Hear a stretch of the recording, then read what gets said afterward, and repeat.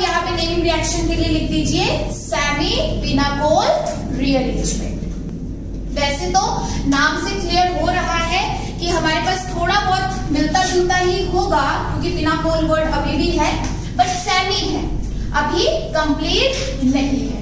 तो सेमी इसलिए लगा है क्योंकि जो पिनाकोलोन था उसमें हमने क्या कहा था कि हमारे पास सबस्ट्रेट पे क्या होना चाहिए, 1 2, चाहे वो साइक्लिक है चाहे एसाइक्लिक है। बट यहां पे क्या रिक्वायर्ड है कि अगर फर्स्ट पोजीशन पे अल्कोहल है तो सेकंड पे कोई लीविंग ग्रुप होना चाहिए। अगर फर्स्ट पे OH है तो सेकंड पे कोई लीविंग ग्रुप होना चाहिए। वहां पे हमारे पास दोनों ही पोजीशन पे हमें क्या चाहिए थे, अल्कोहल। 1 2 पे डायोल चाहिए था, दोनों पे अल्कोहल। लेकिन यहाँ है कि अगर एक पे OH है तो उसकी अगली पोजीशन पे क्या हो, लिविंग ग्रुप। अब इसकी ना बहुत सारी वैरायटी बनती है सेमी पिनाकोलोन की, मैं आपको हर एग्जांपल कवर करवाऊंगी इसमें। मतलब लिविंग ग्रुप आपके पास सिर्फ क्लोरीन, ब्रोमीन, आयोडीन, ये सिंपल या OTS बना दिया, इतना से लिमिटेड नहीं होगा। यहाँ पे अगर कार्बोकेटाइन बनता है, डेफिशिएंसी क्रिएट होती है, that will also come under semi pinacolone. क्यों? क्योंकि अगर लिविंग ग्रुप जाता है तो यहाँ डेफिशिएंसी बनेगी, लिविंग ग्रुप इलेक्ट्रॉन लेके जाएगा, और अगर इस पोजीशन पे डेफिशिएंसी बन रही है तो ये कार्बोकेटाइन के जैसे वाली ही कंडीशन हुई। अगर आपके पास कहीं इपॉक्साइड नेक्स्ट पोजीशन पे प्रेजेंट है तो वो भी एक तरीके का जब बॉन्ड तोड़ेगा तो लिविंग ग्रुप का काम करेगा। तो ऐसे बहुत सारे एग्जांपल बनते हैं, वैरायटीज बनती है सेमी पिनाकोलोन की, जो पूछे गए हैं, पूछे जा सकते हैं। जितने भी इंपॉर्टेंट एग्जांपल्स हैं हम सारे कवर करेंगे, ठीक है। सो अब सबस्ट्रेट के बारे में क्लियर हो गया है कि आपको क्या चाहिए कि फर्स्ट sp3 पोजीशन पे अगर अल्कोहल है तो सेकंड पे कोई लिविंग ग्रुप या इलेक्ट्रॉन डेफिशिएंट सेंटर होना चाहिए। इलेक्ट्रॉन डेफिशिएंट सेंटर मतलब इलेक्ट्रॉन डेफिशिएंसी होनी चाहिए एक तरीके से देखा जाए तो यहाँ पे, क्योंकि लिविंग ग्रुप जब जाएगा तब भी वहां पे क्या क्रिएट होगी, इलेक्ट्रॉन डेफिशिएंसी। एरो के ऊपर आपको यहाँ पे रिएजेंट चाहिए strong base, any reagent such as strong base. Strong base में आपके पास जैसे टर्शियरी ब्यूटॉक्साइड में ऐसे दे दूं, ठीक है, या आपके पास टर्शियरी ब्यूटाइल लिथियम दे दूं, कोई भी बेस, ठीक है। या फिर हम यहाँ पे कह सकते हैं कि कैल्शियम कार्बोनेट दे दूं। तो अब कैल्शियम कार्बोनेट्स का क्या है कि ये बहुत स्ट्रॉन्ग हमारे पास, मतलब बेस तो मैं क्या कहूं, लेकिन जितने भी कार्बोनेट्स या बाइकार्बोनेट्स होते हैं they are basic in nature. तो ये मैं वही चीज ऐड ऑन करने की कोशिश कर रही हूँ कि जो नॉर्मल बेस होती है वो तो ठीक है, लेकिन जैसे आपके पास एल्कली एल्कलाइन अर्थ मेटल्स के जो कार्बोनेट्स और बाइकार्बोनेट्स है उनका भी बेसिक नेचर होता है, तो उसको भी वो यहाँ पे दे सकता है। लिखिए, और एनी डायएजोडाइजिंग रिएजेंट, वो सबस्ट्रेट पे वेरी करता जाएगा कि सबस्ट्रेट में क्या दिया, उसके अकॉर्डिंग रिएजेंट कंडीशन भी वेरी कर सकती है।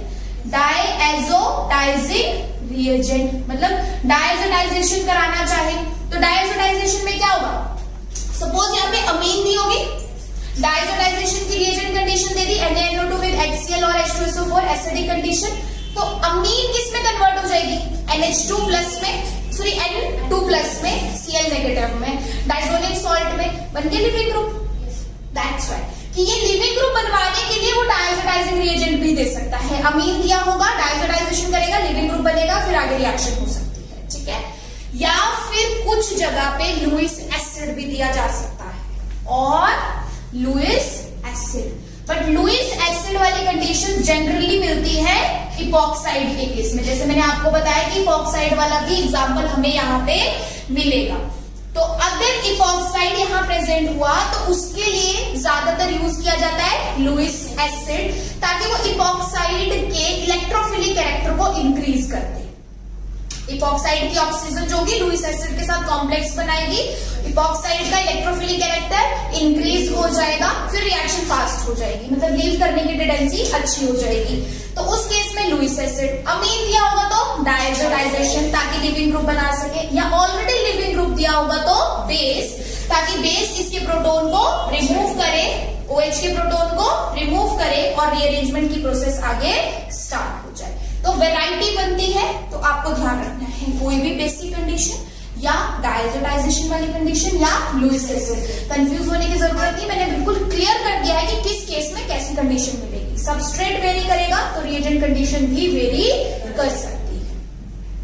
ऑलराइट, सो इन दोनों में हमारे पास यही डिफरेंस था कि उसमें 1,2 डायोल चाहिए। कभी भी आपको 1,2 डायोल एसिडिक कंडीशन के साथ मिले, सीधा सीधा दिमाग में आएगा पिनाकोल पिनाकोलोन। बट एक जगह पे अल्कोहल है, नेक्स्ट पे लिविंग ग्रुप है, ये लिविंग ग्रुप बनने के चांसेस हैं कंडीशंस के अकॉर्डिंग, तो वो क्या होगी सेमी पिनाकोलोन। ठीक है, क्या होगी सेमी पिनाकोलोन। तो ये चीज अभी क्लियर हुई है जस्ट रिएजेंट और सबस्ट्रेट के बेसिस पे। अब प्रोडक्ट क्या बनता है वो क्लियरली हम एग्जांपल्स के साथ ही डिस्कस करेंगे। जैसे जैसे एग्जांपल आते जाएगा आपको खुद पता चलता जाएगा। होगा क्या, होगा कुछ नहीं कि ये जैसे आपके पास OH अपने इलेक्ट्रॉन देगा, यहां से R1 R2 में से कोई एक बॉन्ड माइग्रेट करेगा और ये लिविंग ग्रुप यहां से बाहर जाएगा। यही रीअरेंजमेंट है। सिमिलरली वैसे उसमें भी कुछ वैसा ही रहेगा कि ये OH वाले अपने इलेक्ट्रॉन देगा यहाँ, तो कोई एक बॉन्ड जो है वो शिफ्ट होगा दूसरी पोजीशन पे और फिर लिविंग ग्रुप बाहर जाएगा। That is rearrangement. ओके, तो लिखिए पहला सवाल। ये है नेक्स्ट या फर्स्ट क्वेश्चन कह सकते हो। आपके सामने H2SO4 की कंडीशन दी है, आपको ऐसे कुछ सबस्ट्रेट मिल रहा है, H2SO4 लिखा हुआ है और वो आपसे पूछ रहा है the major product in the following reaction is. तो आपने क्या किया, सबसे पहले सबस्ट्रेट को देखा, सबस्ट्रेट में ढूंढा कि क्या फंक्शनल ग्रुप या क्या चीजें प्रेजेंट है। आपको मिला कि फर्स्ट और सेकंड पोजीशन पे OH प्रेजेंट है, यानी 1,2 डायोल। एरो के ऊपर क्या दिया है H2SO4। तो दिमाग में एकदम आया कि पहली रिएक्शन पड़ी थी पिनाकोल पिनाकोलोन डायोल के साथ, 1,2 डायोल के साथ एसिडिक कंडीशन, यानी पिनाकोल पिनाकोलोन ही होगी। तो अब मैकेनिज्म समझेंगे कि मैकेनिज्म में क्या होता है। सबसे पहले बिकॉज आपको यहाँ पे एसिड दिया है और मिनरल एसिड दिया है, it will release H+ ion. H+ ion जैसे ही ये रिलीज करेगा, अब हमारे पास कंसेप्ट बनता है कि दोनों अल्कोहल में से कौन उस H+ को एक्सेप्ट करेगा।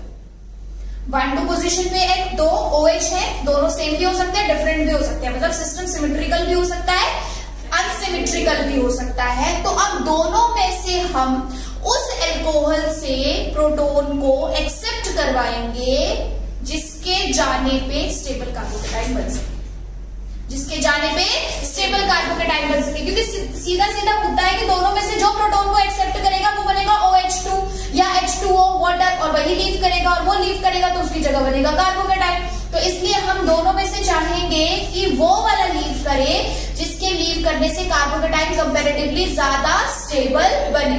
ये पहला मुद्दा है, पहला इंपॉर्टेंट पॉइंट है पिनाकोल पिनाकोलोन का। ठीक है, तो अब आपके लिए क्वेश्चन है, इसको मैंने बोला है A, इसको मैंने बोला है B।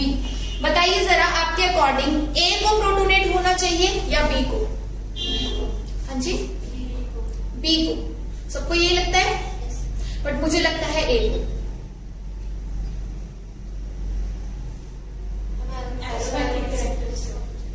एरोमेटिक तो है ही नहीं, लेकिन अगर पॉजिटिव चार्ज इस पोजीशन पे आता है B के प्रोटोनेट होने पे, तो this ring will be anti aromatic. ये रिंग क्या हो जाएगी? Anti aromatic. तो दिमाग में जब भी इलेक्ट्रॉनिक इफेक्ट्स की बात आएगी, सबसे पहले एरोमेटिसिटी को ध्यान में लाइएगा कि उसकी वजह से स्टेबिलिटी और स्टेबिलिटी तो नहीं आ रही। तो यहाँ पे अगर मैं इसको प्रोटोनेट करके बाहर भेजती हूँ तो पॉजिटिव चार्ज यहाँ बनेगा और ये 4 इलेक्ट्रॉन वाली रिंग आपकी क्या होगी? Anti aromatic. तो ये सिस्टम कभी भी B वाले OH को प्रोटोनेट नहीं होने देगा। ये किसको प्रोटोनेशन कराएगा? OH की। आपने मेरे को पता है प्राइमरी सेकेंडरी वाला सोचा होगा, लेकिन प्राइमरी सेकेंडरी टर्शियरी वाला इंडक्टिव इफेक्ट है, and that is least dominating. Inductive effect is least dominating, या हाइपर कॉन्जुगेशन के बेसिस पे भी बोल लो तो बहुत ज्यादा डिफरेंस नहीं। जब एरोमेटिसिटी कॉम्पिटिशन में है तो वो ज्यादा डोमिनेंस क्रिएट करती है। ठीक है, सो अब अपने पास A और B में से कौन सा जाएगा? A। तो पहले आप क्या करोगे? इस A की करवा दोगे प्रोटोनेशन, और ये बन गया OH2 पॉजिटिव और ये है OH। अब इसके बाद हमारे पास यहां पे ये कैसे जाएगा? ये यहां से लीव कर जाएगा क्योंकि गुड लिविंग ग्रुप बन चुका है और उस पोजीशन पे आ जाएगा हमारे पास पॉजिटिव चार्ज। यानी कहने का मतलब है कि ये रिएक्शन 2 स्टेप में होगी, ये रिएक्शन 2 स्टेप्स में होगी। कार्बोकेटाइन बनेगा, उसके बाद रीअरेंजमेंट वाला प्रोसेस जो है वो देखने को मिलेगा। ठीक है,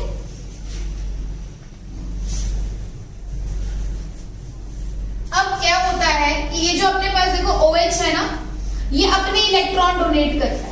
एक को आपने प्रोटोनेट करके लिविंग ग्रुप बना के निकाल दिया, जो दूसरा होता है वो अपने इलेक्ट्रॉन देता है यहाँ पे।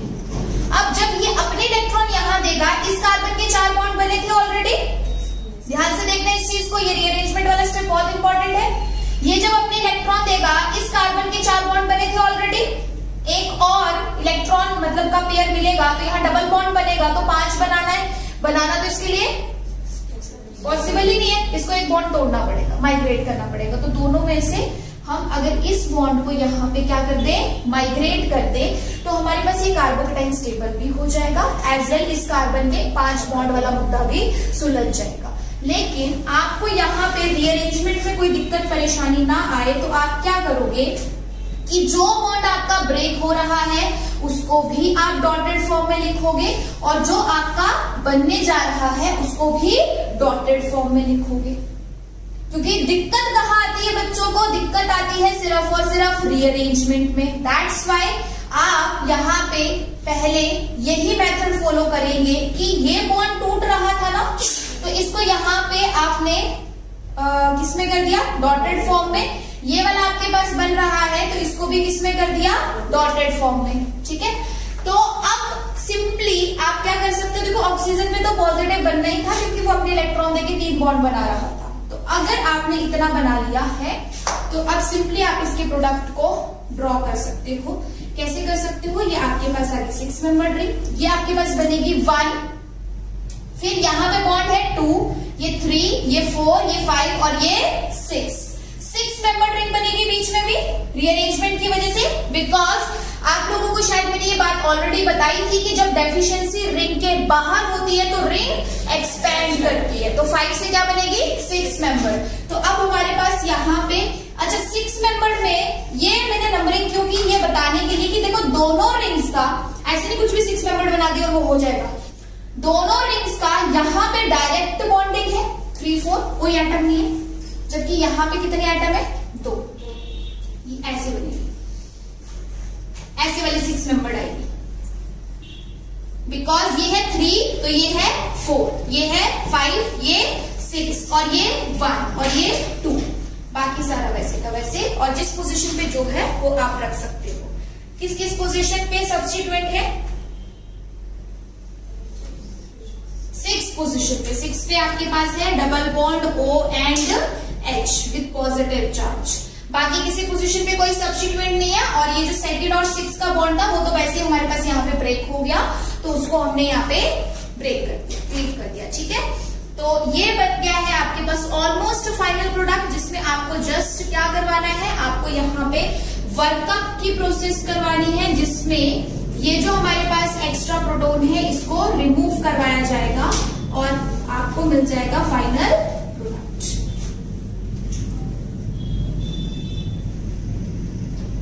So this is the final product of pinacol-pinacolone rearrangement.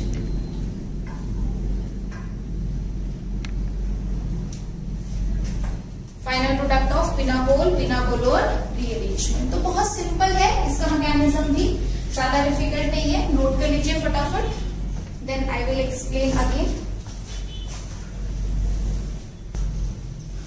तो अगर आपके पास देखो कभी भी ऐसा होगा कि कोई सबस्ट्रेट दिया है जिसमें 1-2 पोजीशन पे अल्कोहल है और एरो पे एसिडिक कंडीशन है, तो क्लियर इंडिकेशन है कि it is the example of pinacol-pinacolone rearrangement।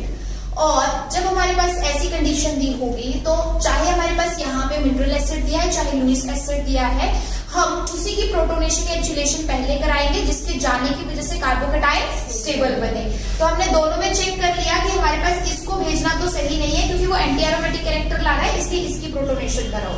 Protonation करा के वाटर लीव किया और वहां पे बन गया कार्बोकेटाइन। अब उस कार्बोकेटाइन की स्टेबिलिटी ही यहाँ रीअरेंजमेंट के लिए ड्राइविंग फोर्स बन रही है।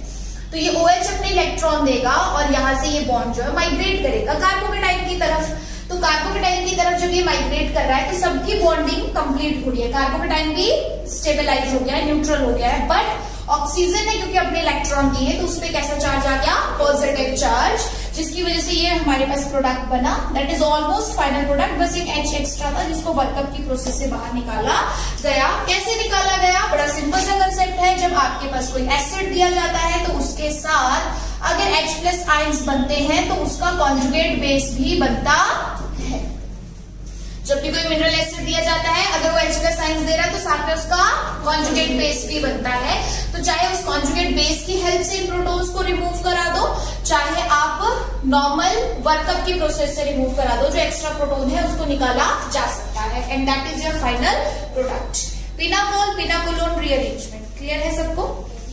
मेन सबसे पहले कि किसकी प्रोटोनेशन या किसकी चिलेशन, जहां कार्बोकेटाइन स्टेबल बने। इस स्टेप में कुछ जगह पे आपको माइग्रेटरी एप्टीट्यूड की जरूरत पड़ेगी, जो आपको प्रोवाइड कर दिया गया है। ठीक है, माइग्रेटरी एप्टीट्यूड का एक ऑर्डर होता है, उस ऑर्डर के अकॉर्डिंग ही हम देखते हैं कि अगर दो डिफरेंट ग्रुप हैं तो किसका माइग्रेट करने का जो मतलब टेंडेंसी है वो ज्यादा अच्छी है। ठीक है, तो उसको करवाया जाता है। तो वो जहां जिस एग्जाम्पल में जरूरत पड़ेगी वो मैं बता दूंगी आपको। अब सेम एग्जाम्पल हम लेंगे, लेकिन अब अपने पास कंडीशन थोड़ी डिफरेंट रहेंगी, क्योंकि अब हमने करना है सेमी पिनाकोलोन।